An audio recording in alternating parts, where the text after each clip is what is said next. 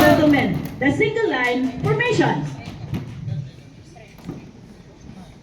Double line formation. Double line formation.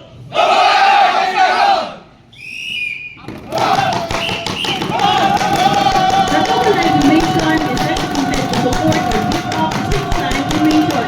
This is done when the crowd without the rule and you start to pull and stop the first line. Ladies and gentlemen, the double line formation.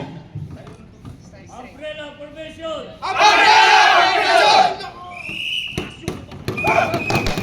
The umbrella formation is executed before an unruly crowd who attack or engage CDM contingents by throwing hard materials.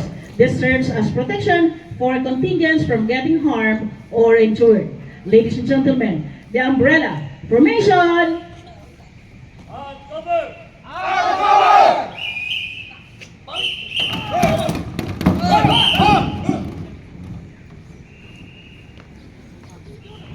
Single wedge. Single wedge.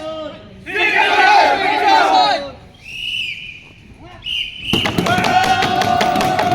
single wedge formation is executed to break into the dance crowd and to street along demonstration march segment.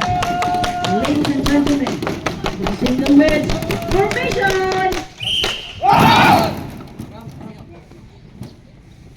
Double. Double wedge formation.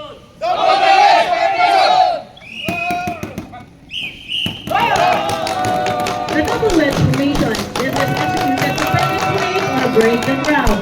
This is used only or applied when there is necessity to behave and or separate a violent group. Ladies and gentlemen, the group wedge formation.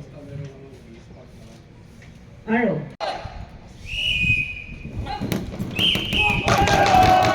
The arrow formation is executed to escort VIP spots into the crowd.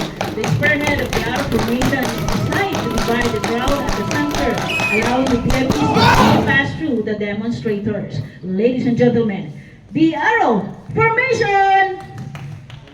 Okay ah. Box formation.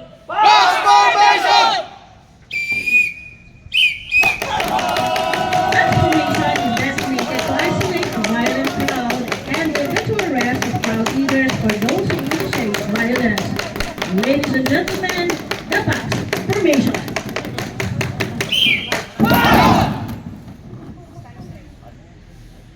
Ladies and gentlemen, that concludes our presentation on the 8 basic CDM formations. Maraming salamat po at mabuhay ang pambansa pulisya.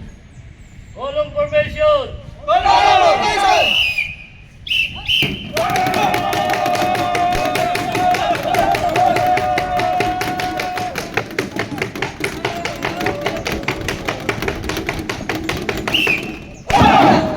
Sir, CDM formation already complied, sir.